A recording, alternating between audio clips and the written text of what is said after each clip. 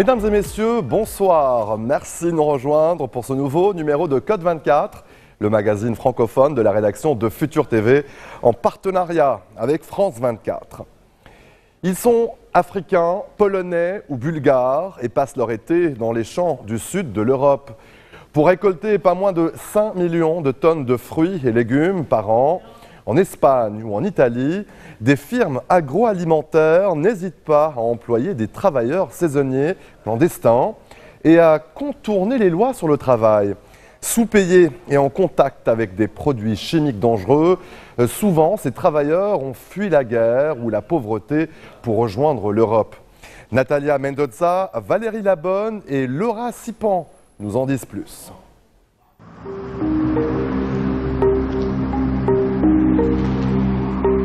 Chaque matin, c'est le même rituel. À l'aube, une petite armée de l'ombre se met en marche.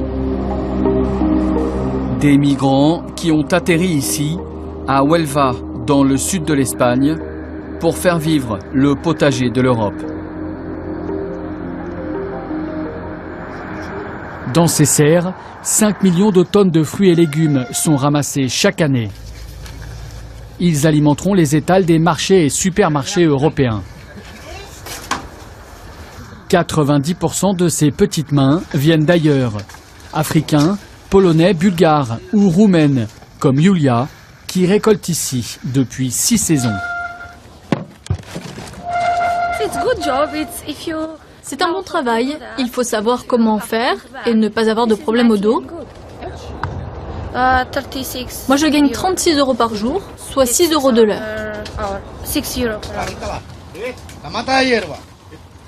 Ici, tous les ouvriers ont leurs papiers et le patron de l'exploitation en est très fier, même s'il avoue à demi-mot que la voie légale n'est pas la plus rentable.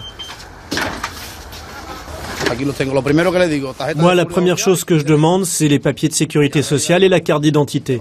S'ils l'ont, c'est bon, sinon pas de travail. Il y a d'autres entreprises, pas forcément les plus grosses, qui emploient des sans-papiers. Comme ça, ils n'ont pas à payer les cotisations. Tout est au noir.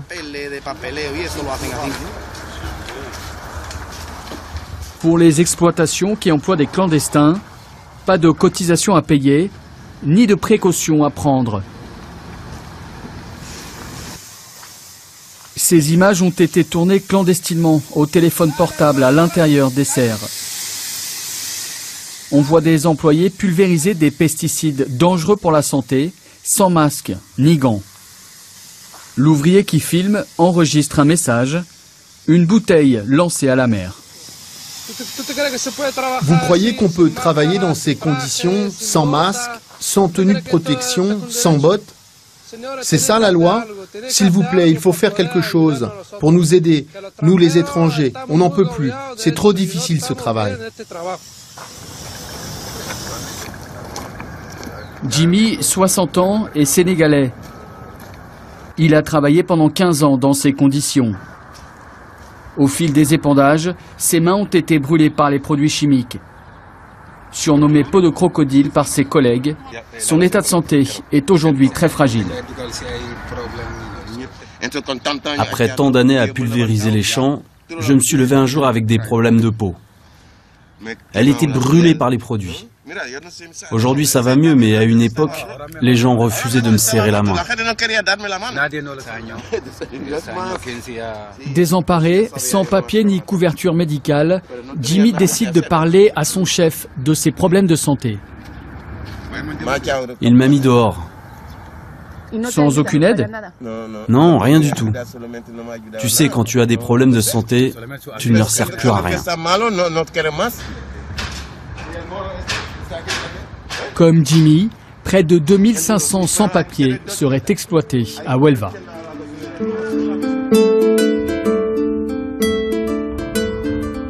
Et pour ces nouveaux esclaves, pas question d'habiter au village. Ils vivent dans ce que l'on appelle ici des chabolas, des bidonvilles d'un autre âge, bien à l'abri des regards. Il y a quelqu'un? Spitou Mendy fait partie d'un syndicat ouvrier. Cet ancien sans-papier sénégalais a lui aussi travaillé dans les serres. Chaque jour, il arpente les différentes tchabolas du coin. Celle-ci est habitée par une trentaine de ramasseurs de tomates, comme Kwasi, un Ghanéen arrivé il y a 4 ans. C'est Kwasi. Alors, regarde, mon plafond il est fait en plastique et en papier. C'est dangereux. Avec une ampoule, ça peut prendre feu rapidement. Ça se répand partout. Spitou enquête sur le terrain depuis près de 10 ans. Il connaît par cœur les méthodes peu scrupuleuses de certains patrons agricoles, comme ces contrats de travail à identité variable. Ça, c'est typiquement ce que j'appelle des contrats poubelles. Chaque 3 mois, le patron, il te fait changer d'identité pour pouvoir continuer. Ça veut dire quoi? Il coupe ton ancienneté pour ne pas avoir des problèmes. Pour Kwasi et les autres, c'est double peine. En plus des contrats poubelles, ils sont sous-payés. Tu sais combien tu dois toucher par jour? 34 €. Par jour. C'est ce que te propose le chef. Tu sais que légalement, tu dois toucher 46,70 € par jour. C'est le chef qui sait. Il décide pour l'argent. Dans la région, le lobby des propriétaires agricoles est maître en son domaine. Spitou est l'un des rares à oser le confronter. Il y a quelques jours, cette exploitation a renvoyé 22 ouvriers marocains qui réclamaient une augmentation. Nous avons traduit les tracts en arabe, car dans cette exploitation, la plupart des journaliers sont des Maghrébins qui ne parlent même pas espagnol. Certains ne savent pas lire non plus. Donc, grâce à ces tracts, ils vont pouvoir avoir accès aux informations de base sur leurs droits. À la sortie de l'exploitation, Spitou et ses collègues essayent aussi de convaincre les quelques ouvriers qui parlent espagnol à porter plainte.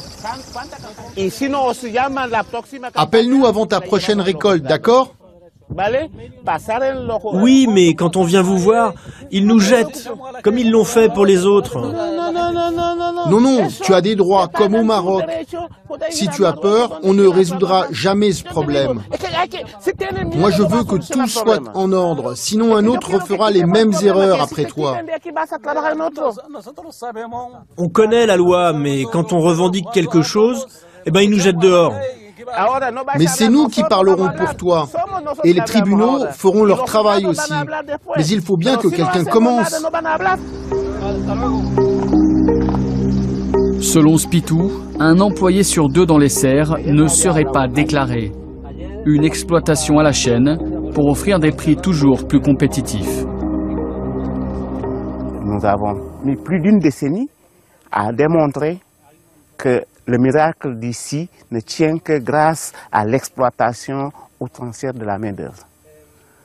Donc celui qui va au marché, je l'ai vérifié sur plusieurs étals, tomates d'Almeria, courgettes d'Almeria, il sait parfaitement que c'est moi, l'esclave, qui est en train de nourrir l'Europe. Il n'y a plus d'excuses.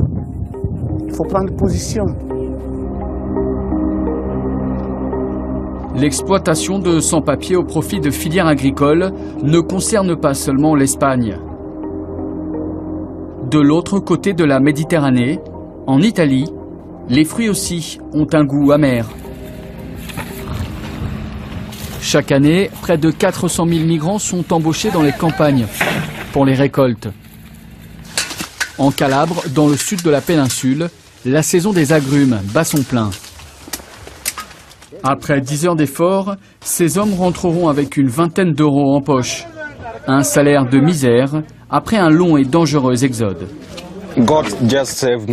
Dieu m'a sauvé, car la traversée de la mer était très dangereuse. Et en Libye aussi, c'était dangereux. Il y avait des combats, la guerre partout.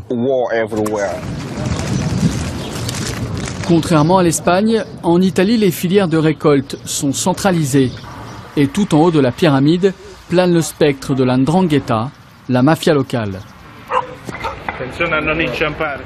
Pour s'attaquer au problème, l'État italien multiplie les contrôles des conditions de travail.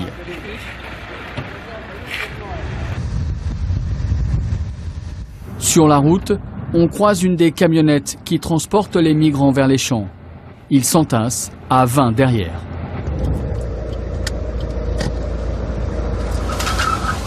Vos documents. Descendez. Lentement, ne tombez pas. Lors de descente dans les champs, ces inspecteurs sont toujours accompagnés d'un policier en civil. C'est ton contrat? Ok, c'est un contrat à durée déterminée. Un banal contrôle comme celui-ci peut cacher des dangers. Ici, nous sommes dans une zone avec une très forte présence criminelle. Et souvent, derrière l'exploitation se cachent des organisations criminelles comme la 'Ndrangheta. Et donc, il est nécessaire que nous soyons accompagnés par les forces de l'ordre pour assurer la sécurité des contrôleurs. Les inspecteurs le savent, tous ces hommes sont sous la coupe de ce que l'on appelle ici un caporale, un contremaître qui touche 5 € par jour sur chaque salaire et taxe aussi l'hébergement et le transport. Les ouvriers, eux, ne savent même pas combien ils vont être payés. Pour pouvoir vivre et manger, combien on te paye? Quel est ton salaire? Je ne sais pas encore. Ce sera la fin de la journée. En octobre dernier, le Parlement italien a adopté une loi pour mettre fin au caporale. 6 ans de prison sont prévus en cas d'exploitation. Mais ici, la loi de l'État est concurrencée par la loi de la mafia.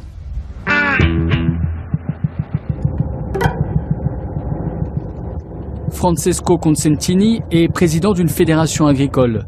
Depuis 20 ans, il a suivi de près l'infiltration de la 'Ndrangheta dans son secteur. Un racket qui rapporterait chaque année près de 22 milliards d'euros au clan mafieux.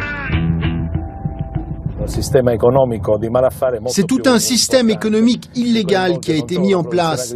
Il dépasse la simple production agricole pour s'étendre au processus de transformation, de distribution et de commercialisation des produits. Parce que la 'Ndrangheta contrôle toute la filière et organise les différentes phases, de la récolte jusqu'à la vente au détail. Au cœur de ce processus, l'une des plus grandes coopératives agricoles de Calabre, la Copam.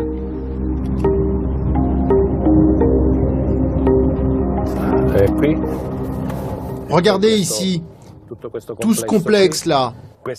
C'est une entreprise de Copam. Elle est contrôlée par le clan Piromali, qui est une des plus grosses familles mafieuses de cette zone. Les Piromali, l'une des familles du Gotha de la mafia italienne. Beaucoup de ses membres sont emprisonnés pour trafic d'armes et de cocaïne. Selon une enquête en cours, les Piromali auraient étendu leur filière d'exportation de produits agricoles jusqu'aux États-Unis. En janvier dernier, 33 personnes ont été arrêtées. Mais l'ombre du clan plane toujours. C'est mieux de ne pas rester ici, c'est pas prudent. Le clan Piromali contrôle cette zone. Ils observent de près ceux qui passent par ici. D'ailleurs, leurs caméras de surveillance nous ont filmés et d'ici peu, ils sauront à qui appartient cette voiture. Ils savent tout.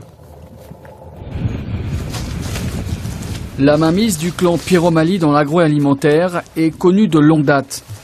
Ces terres ont été saisies en 1984. Pendant plus de 20 ans, elles sont restées à l'abandon.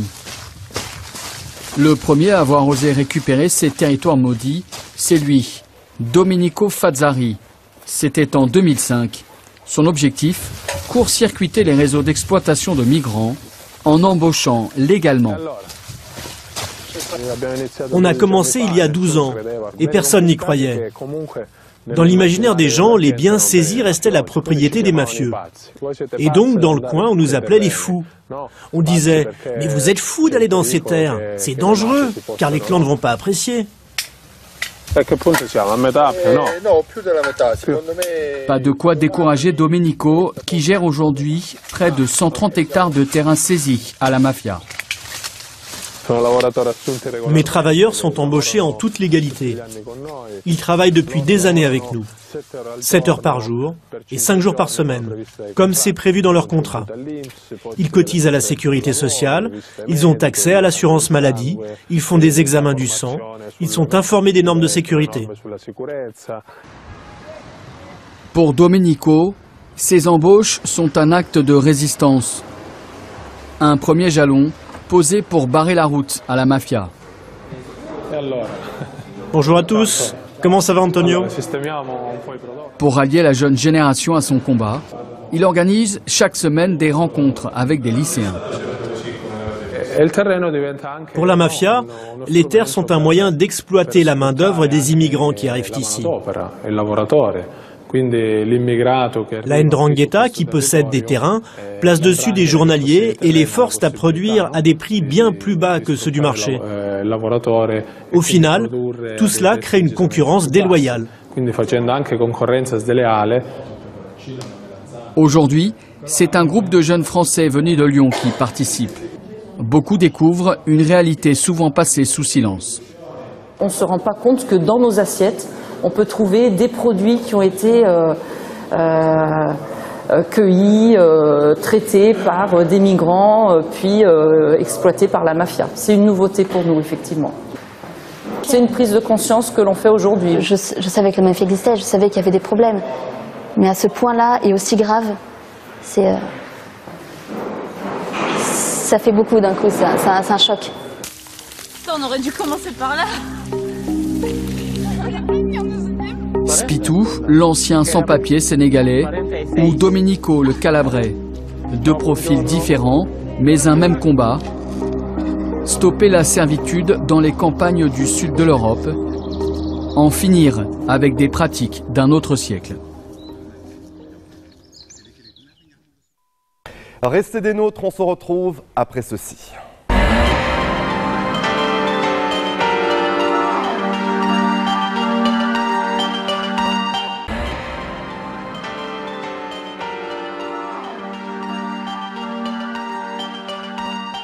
Retour sur le plateau de Code 24, direction à présent Moscou. Moscou, à l'heure des grands travaux, le maire de la capitale russe, Sergueï Sobyanin, a décidé d'y laisser son empreinte. Depuis sa prise de fonction en 2010, il a entrepris une profonde transformation de cette ville de plus de 12 millions d'habitants, marquée dans son architecture par différentes époques. L'heure du bilan sonnera en septembre 2018, au moment des élections municipales. En attendant, l'opinion des Moscovites est divisée. Le reportage de notre correspondante Elena Voloshin.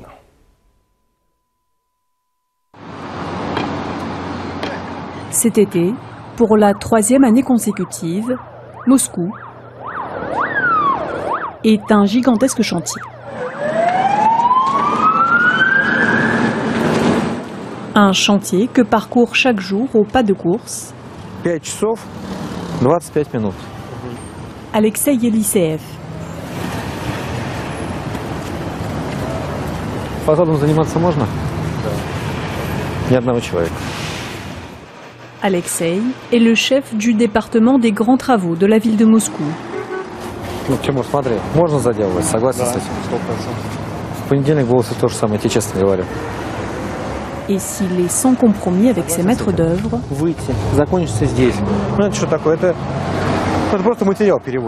c'est parce que le temps presse. Tout doit être terminé pour le 9 septembre, jour anniversaire des 870 ans de Moscou. Chaque jour, nous parcourons 10 à 13 km à pied.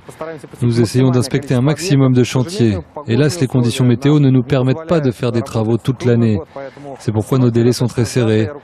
Notre hiérarchie nous fixe pour but de tout finir avant la fête de la ville. 4 à 5 mois de travaux pour aménager plus de 260 hectares de tissu urbain. La nouvelle phase d'un vaste projet voulu par le maire de Moscou, Sergueï Sobyanin. Objectif, faire d'une mégapole austère et peu pratique une ville moderne, propice à la promenade des piétons. Nous avions une ville avec des voitures qui se garaient de façon chaotique. Des câbles qui pendaient partout, énormément de publicité illégale qui masquait les façades des immeubles et des trottoirs trop étroits pour les piétons. Aujourd'hui, notre objectif est de changer cette conception. Nous élargissons les trottoirs, nous plantons des arbres, nous ravalons les façades, nous créons une nouvelle infrastructure d'ingénierie. Rendre aux piétons une ville dont les artères offraient jusqu'à 16 voies de circulation en véhicule. Un défi à l'épreuve des embouteillages occasionnés par les travaux. Alors, pour quitter le centre, nous préférons le métro. Équipé du Wi-Fi, comme désormais tous les transports en commun moscovites, la nouvelle ligne circulaire inaugurée l'an dernier nous amène dans une ancienne zone industrielle.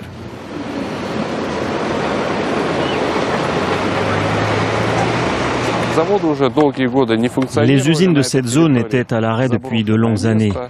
C'était un endroit à l'abandon avec des bâtiments en ruine. Aujourd'hui, nous pouvons voir un chantier d'immeubles d'habitation en train d'être achevé. C'est le premier lot d'immeubles dans ce quartier. Ici, il y aura plus de 70 000 habitants. Nous créons une nouvelle infrastructure routière, il y aura des espaces de loisirs, des écoles, des maternelles. Ce sera comme une petite ville à l'intérieur de Moscou. Point d'attraction de cette nouvelle agglomération urbaine, un parc. Moscou en aura près de 500 à l'issue des travaux. Mais un autre projet suscite moins d'enthousiasme chez certains moscovites.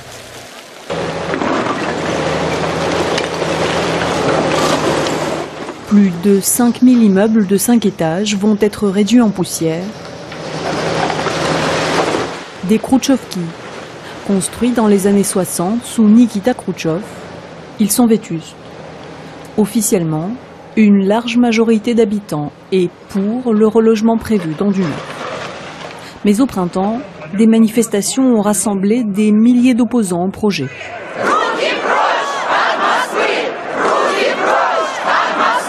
Parmi eux, Yevgeny. Avec sa famille, il vit dans une Khrouchtchevka depuis 8 ans. Ici, nous avons le corridor. Une chambre. Bon, elle est petite, mais rénovée et très cosy. Selon la loi, l'immeuble ne peut être démoli qu'après le vote favorable de 2/3 des habitants. Mais dans cet immeuble comme dans d'autres, les résultats ont été truqués. Ça, c'est le procès verbal du vote, sorti on ne sait d'où. Ici, vous pouvez voir qu'il est indiqué 0 voix dans toutes les colonnes contre. Ils nous prennent pour des imbéciles, ils viennent chez nous avec des documents, ils exigent que l'on signe comme quoi le vote a eu lieu et qu'on est d'accord. Des centaines de recours sont désormais déposés devant les tribunaux par les opposants au projet. Mais leur colère se heurte à la détermination des autorités. Moscou voit neuf et grand. La métamorphose de la ville se chiffre en centaines de milliards de roubles. L'organisation Greenpeace a classé Moscou, la capitale russe, 40e sur 160 villes du pays pour son tri des déchets, alors même que leur gestion est embryonnaire en Russie.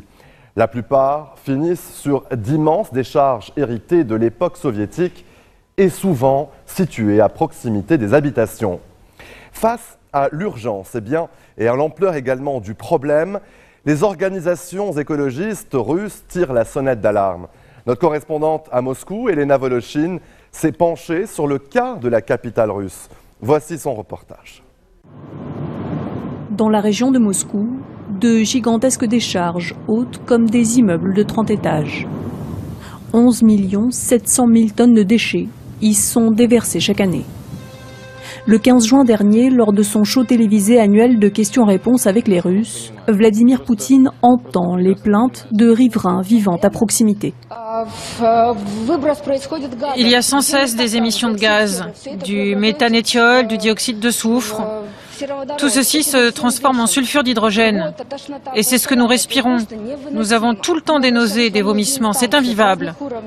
Nous nous sommes plaints à de nombreuses institutions à différents niveaux, mais tout le monde se dédouane. Nous ne savons plus quoi faire. Vous êtes notre dernier espoir. Je comprends très bien.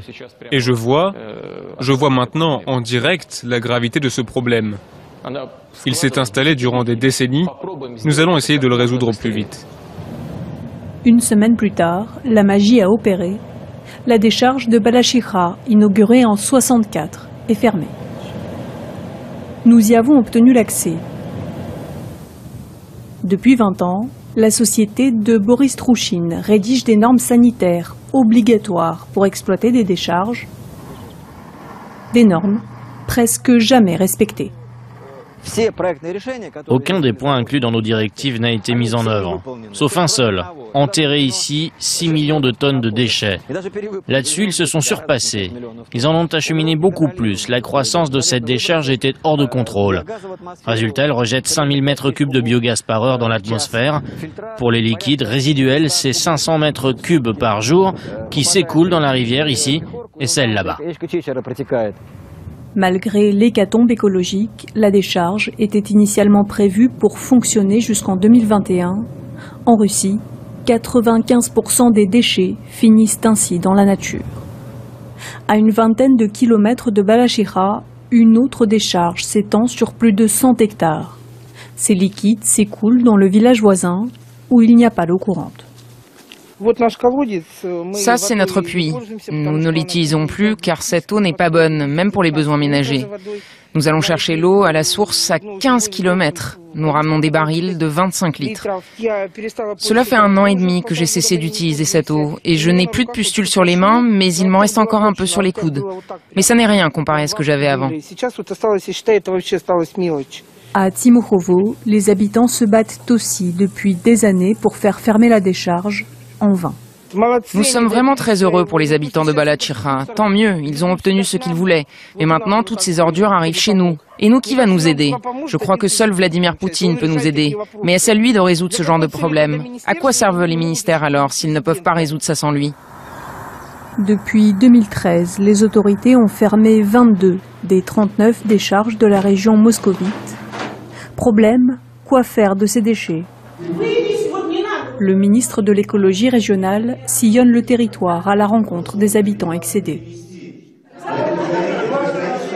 Je vous le répète, le 1er octobre de cette année, la décharge de Tsaryovo sera fermée. Inquiet pour son image, le ministre tente sans arrêt de nous empêcher de filmer. Enlevez votre caméra. À la fin de la réunion, nous lui demandons pourquoi la décharge de Balashikha n'avait pas été fermée avant la sortie médiatique de Vladimir Poutine. Nous redoutions que les déchets ne soient déversés dans le fossé le plus proche. C'est ce que nous craignions et c'est pourquoi nous ne prenions pas cette décision qui s'imposait. Il n'y a pas l'infrastructure nécessaire. Les sociétés de collecte subissent des surcoûts à cause de la fermeture des décharges. Mais nous devons les fermer car elles sont devenues intolérables. Parmi les solutions qui tardent à se mettre en place, un tri sélectif des déchets. Il existe sur le papier dans 9 des 12 arrondissements de Moscou. Les poubelles de tri sélectif les plus proches de chez moi se trouvent à plusieurs kilomètres. Je ne peux pas y aller à pied, je dois emprunter la voiture. Natalia Rosina a publié une étude sur le travail des sociétés de collecte qui ont signé des contrats à 3,5 milliards d'euros avec la ville de Moscou pour recycler les déchets. Ce point de tri sélectif est là grâce à une habitante du quartier. Elle a même fait le design. Les sociétés de collecte doivent installer des stands comme celui-ci d'elles-mêmes. Mais dans de nombreux quartiers, ce sont les habitants qui s'en chargent. Ils harcèlent la société de coups de fil et de lettres pour qu'elle ne leur installe. Mais ces bacs ne garantissent pas encore le recyclage. Nous en avons vite la preuve avec ces éboueurs venus les collecter. Dès qu'il y a des résidus alimentaires, on jette tout le conteneur. Personne ne va s'embêter avec ça. Dès qu'il y a des torchons ou autre chose qui ne doit pas y être, on jette tout. Mais pourquoi ne peut-on pas faire un tri complémentaire? Et où voulez-vous qu'on trie? Ça voudrait dire qu'il faut prendre tout ça, le ramener quelque part, engager des gens en plus pour le faire. Je crois qu'en Russie, tout le tri se fait plutôt dans les décharges. Là-bas, il y a un tas de SDF pour trier. Depuis le 1er janvier 2017, une loi interdit pourtant de jeter des matériaux recyclables et dangereux. Les autorités moscovites promettent de construire 13 centres de recyclage et 4 usines d'incinération des déchets d'ici à 2023.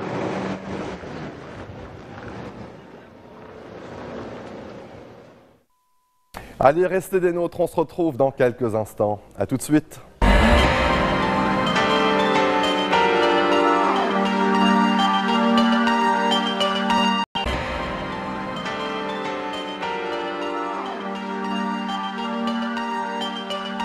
Retour sur le plateau de Côte 24, au cœur du quartier de la Goutte d'Or à Paris.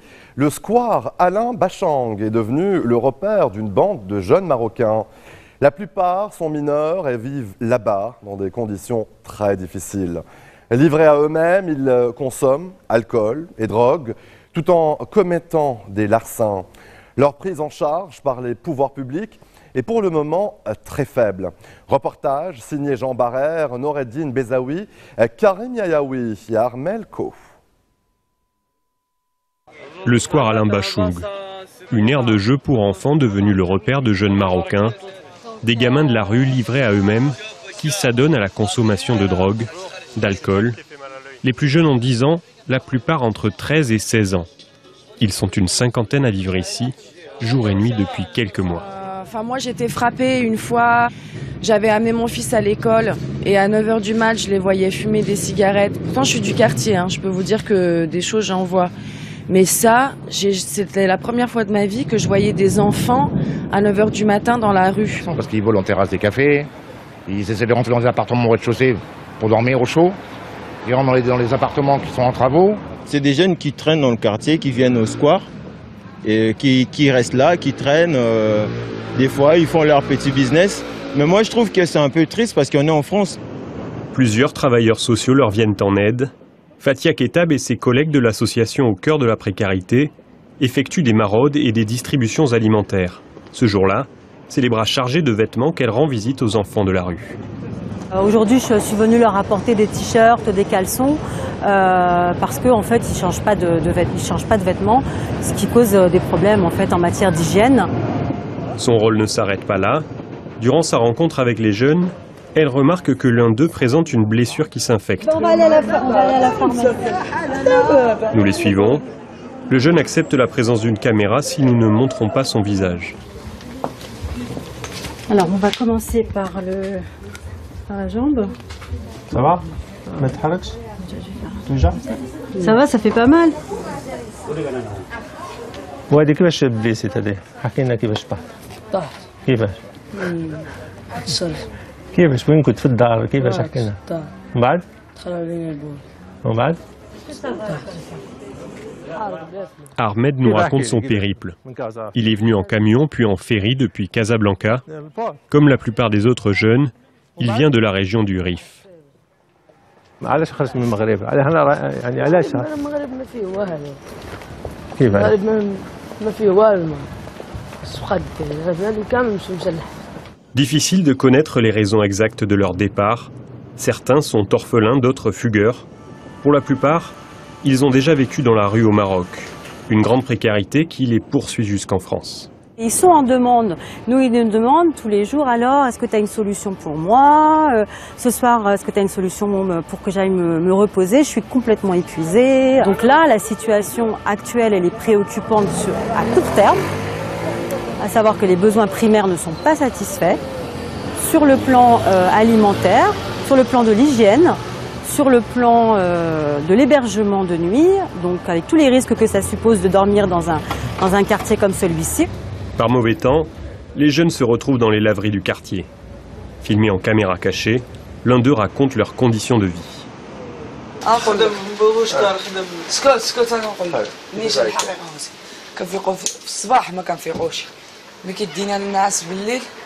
كنعسوا مع ديك 6 الصباح ما عندناش فين نعسوا برودة وفينا خصنا ناكلوا ما عندناش فين ندوشوا ونعمل لك غايده غلوصه.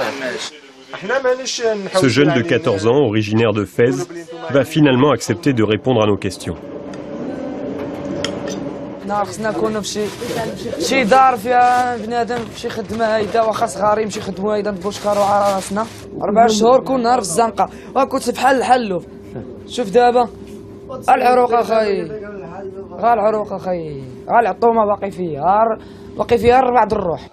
Il nous explique rester en groupe pour se protéger d'adultes qui cherchent à les exploiter. Les rixes sont fréquentes dans le quartier. Un adolescent a par exemple été victime d'une attaque au couteau au niveau de la nuque et de la main. De là à là quand même. Tu vois ? Les risques qu'encourent ces jeunes sont importants. Pourtant, leur prise en charge par les pouvoirs publics est limitée. Durant plusieurs jours de tournage, nous n'avons croisé que très peu d'acteurs sociaux. Vous avez toute une série de dispositifs sur lesquels on n'a pas de souci en plus pour communiquer, hein, mais voilà, on ne met pas en scène. Hein, c'est-à-dire que ça reste relativement discret parce que c'est la nature de la mission qu'on a à faire qui doit de toute façon être discrète. S'il y a des discussions et s'il y a des interpellations à faire à l'hôtel de ville ou à la mairie, c'est de se dire pourquoi on n'a peut-être pas pris plus en amont la question du problème. Aujourd'hui, on mobilise énormément de monde et de moyens. La mairie envisage d'ouvrir un local à proximité du square pour prendre en charge ces mineurs. Ils pourront y trouver de la nourriture, des douches, une orientation et peut-être l'espoir de sortir un jour de la rue. Un rapprochement stratégique de grande ampleur est en cours entre la Chine et le Pakistan. En portant son attention au-delà des monts himalayens du Karakoram, Pékin entend notamment se forger une voie d'accès stratégique vers l'océan Indien. En retour, le Pakistan espère désormais récolter nouvelles infrastructures, investissements, emplois et peut-être une plus grande stabilité socio-économique sur son territoire. Le Pakistan à l'heure chinoise, c'est un reportage de nos correspondants à Islamabad. Un cours de mandarin pour Pakistanais, une scène de plus en plus commune ici. Le pays s'apprête à vivre une véritable révolution chinoise.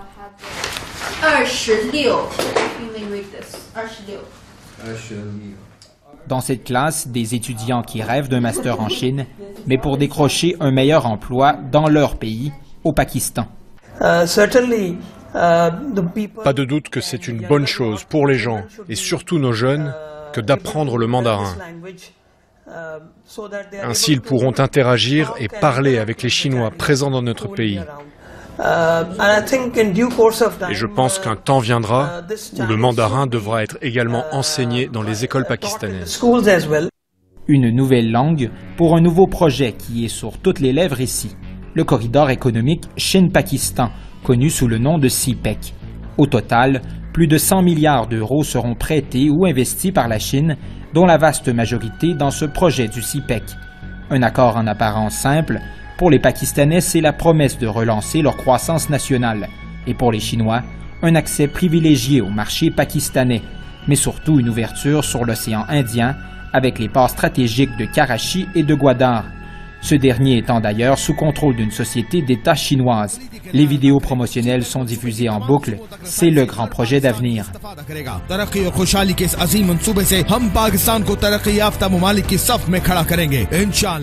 Construction d'autoroutes, raccordement à la fibre optique, fin des coupures d'électricité et 700 000 emplois à la clé lors des 13 prochaines années. Voilà la promesse de la Chine. Et signe de l'influence grandissante de Pékin, un journal en mandarin a même fait son apparition. Le Pakistan propose des mesures favorables aux entreprises chinoises. Ici, il est plus facile de faire des affaires que dans d'autres pays étrangers. Je crois qu'on peut désormais dire que le nombre d'entreprises chinoises et le nombre de Chinois installés ici va doubler d'année en année.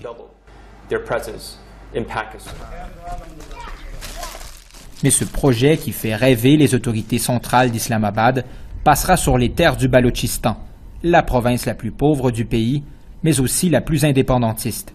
Depuis la création du Pakistan, une guérilla combat l'ingérence étrangère. Aujourd'hui, le groupe n'hésite pas à tuer les travailleurs du CPEC.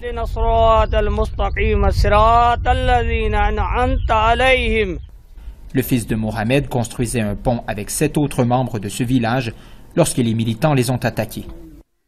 Ils les ont alignés et ils ont ouvert le feu. Les travailleurs imploraient, ils disaient « Brûlez les véhicules, cassez tout, on ne travaillera plus jamais ici, mais épargnez-nous ». Ils n'ont pas écouté. Juste le temps de réciter une dernière prière et ils les ont tués.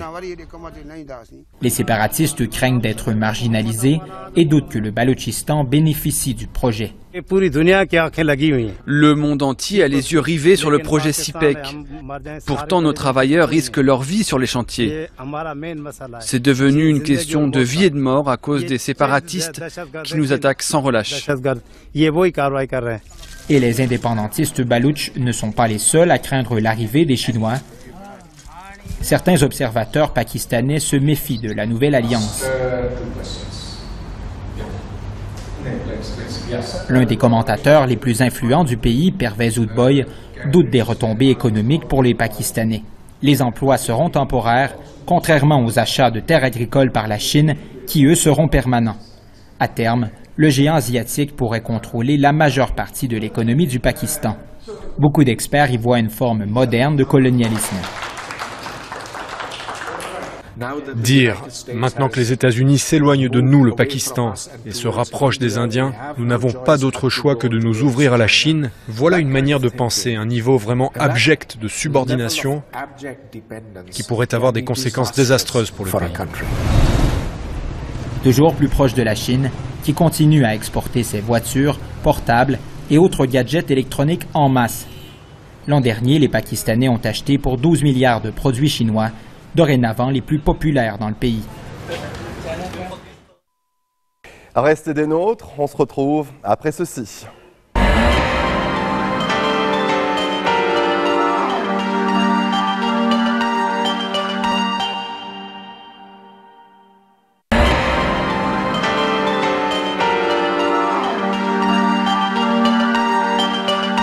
Retour sur le plateau de Code 24. France 24, déjà diffusé en français, en anglais et en arabe, s'est ouvert fin septembre sur le monde hispanophone. La chaîne, en espagnol, dont la rédaction est installée à Bogota, est actuellement diffusée dans 12 pays hispanophones. Avec un budget de 7,3 millions d'euros pour 2018, France 24, en espagnol, diffuse pour l'instant 6 heures de programme quotidien avec des journaux de 15 minutes et des magazines de référence de la chaîne. 5 secondes, 5, 4, 3, c'est à vous Bogota. Il était 6 h du matin à Bogota, 13 h à Paris. La petite dernière chaîne de France 24 est née avec succès. Buenos días, hoy es un día muy especial. En este momento se enciende la señal de France 24 en espagnol. Le même générique, le même habillage qu'en français, en anglais et en arabe. Mais cette fois, la présentatrice parle espagnol. L'équipe s'est préparée depuis plusieurs mois pour ce moment dans des locaux tout neufs à Bogota, à 9000 km de Paris. On est une équipe de 30 journalistes venus de toute l'Amérique latine et aussi d'Europe. On est tous ravis de faire partie de la famille France 24 et France Média Monde. Près de 7 millions de foyers dans 12 pays d'Amérique latine peuvent donc désormais découvrir la chaîne. Une chaîne qui garde la même ligne éditoriale que ses sœurs françaises, anglaises et arabes. Notre chaîne sera à la fois une manière pour le public latino-américain d'accéder aux informations avec plus de contexte, d'analyse, avec un regard différent sur le monde. Et en même temps, la chaîne France 24 en espagnol, la nouvelle chaîne qui vient de naître, sera une petite fenêtre sur le monde pour que le public latino-américain puisse avoir des nouvelles qu'en général dans la région manque beaucoup, sur des régions comme l'Afrique, sur certaines parties de l'Asie, etc. Dans un premier temps, la chaîne est accessible 6 heures par jour, mais déjà toute l'équipe espère pouvoir rapidement passer à un format 24 heures sur 24, comme en français, en anglais et en arabe. Située dans la Drôme, au sud-est de la France, l'entreprise Revol, fondée en 1768, est spécialisée dans les arts de la table. Sa porcelaine au design sans cesse réinventé est prisée par de nombreux restaurants professionnels. Aujourd'hui, dirigée par Bertrand Passot et ses 2 fils, l'entreprise est une affaire de famille depuis 9 générations. Reportage.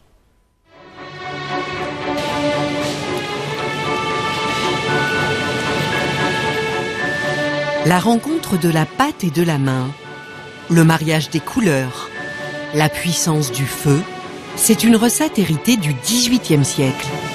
L'art de la porcelaine, que la maison Revol perpétue depuis 250 ans. Un savoir-faire transmis de père en fils sur 9 générations de maîtres faïenciers. Et la tournée de l'usine, c'est un rituel auquel il ne dérogerait pour rien au monde. Bonjour mesdames, vous allez bien? Bonjour, ça se passe bien? Bertrand Passot a dirigé cette entreprise toute sa vie, comme son père avant lui et comme ses 2 fils aujourd'hui. Alors ici, l'esprit de famille est la règle. Ça va bien? Bonne année. Hein. Bonne année. Ouais, oui. Salut Loubert, ça va? Bon écoute, il y a 30 ans qu'on se l'a dit, la bonne santé, ça va peut-être durer un peu quand même. Bah, on espère que ça continue. Et Olivier, la première fois que vous l'avez vu, il avait quel âge? Oh, je me rappelle plus. 13 ou 14 ans dans ces eaux-là à peu près. Ouais, 13, 14 les premiers stages. Je retouchais des tasses. Je remettais de l'émail sur les anses des tasses. D'accord. Il est arrivé petit et il est plus grand que moi maintenant. C'est là la différence. Des ouvriers qui voient naître et grandir leur propre patron et un savoir-faire qui se transmet de père en fils. Dans la maison Revol, ça se passe comme ça depuis 1768. Cette entreprise de porcelaine implantée dans la Drôme est une des plus anciennes en France et a créé des pièces que l'on retrouve aujourd'hui sur toutes les tables, comme l'iconique gobelet froissé ou cet antique pichet à vin. Des robots de dernière génération, une fabrication haut de gamme et la transmission familiale du patrimoine, voilà la recette du succès de l'entreprise. Est-ce que tu connais pas tous tes ancêtres, toi? Hein? T'en connais un au moins? T'es impatient, hein?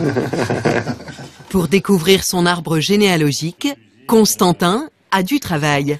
Les origines de la famille datent d'avant la Révolution française. C'est toi là? Demande ses pieds. Alors à 10 ans, il arrive qu'on confonde un peu les époques. Ça c'était les gens qui travaillaient? Ouais. Ok. Non, mais ça, c'est. Je sais pas ce que c'était. Hein, mais... T'en connais ou pas là? Bah non, parce que c'était dans les années 30, chérie. Donc d'abord, j'étais pas né du tout. Ici, l'histoire de la famille se confond avec celle de l'entreprise. 9 générations d'entrepreneurs qui n'ont jamais dérogé à cette règle, valoriser leur héritage et le transmettre dans les meilleures conditions.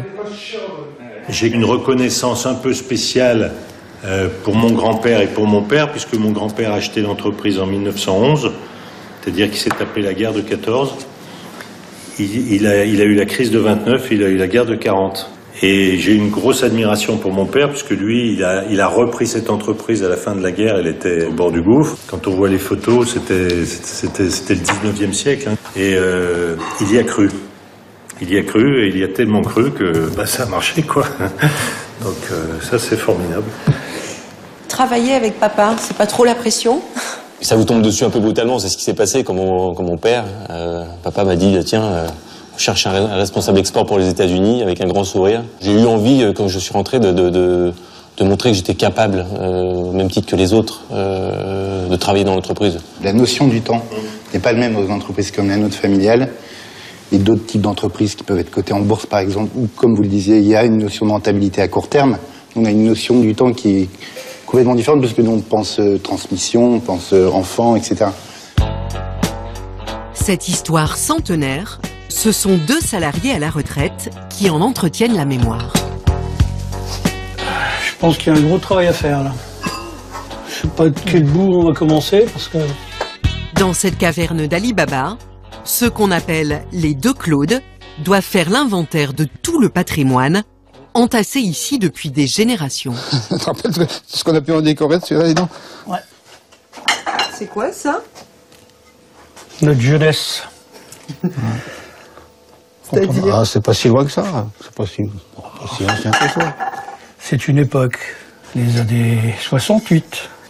On retrouve nos gestes, on retrouve l'ambiance de l'atelier, les odeurs de l'atelier, parce que l'or a une odeur particulière. On a quand même une fierté d'avoir participé à cette évolution de Revol, d'avoir pris le savoir-faire des anciens, de l'avoir transmis, et on espère transmettre cette flamme et que Revol vive encore très longtemps. Quand les 2 Claudes auront fini leur inventaire, leurs trouvailles devraient être exposées dans un musée installé dans les murs de l'entreprise. Clémentine. En attendant la relève, Olivier, lui, initie en douceur ses enfants à l'amour de la porcelaine. Tu prends ma place? S'il veut les laisser libres de choisir leur vie, il caresse l'espoir que l'un d'entre eux voudra un jour rejoindre la grande aventure familiale pour en écrire, à son tour, une nouvelle page. C'est la fin de cette édition de Code 24. Merci de nous avoir reçus chez vous. Très bonne suite de programmes sur notre antenne et je vous dis à la semaine prochaine.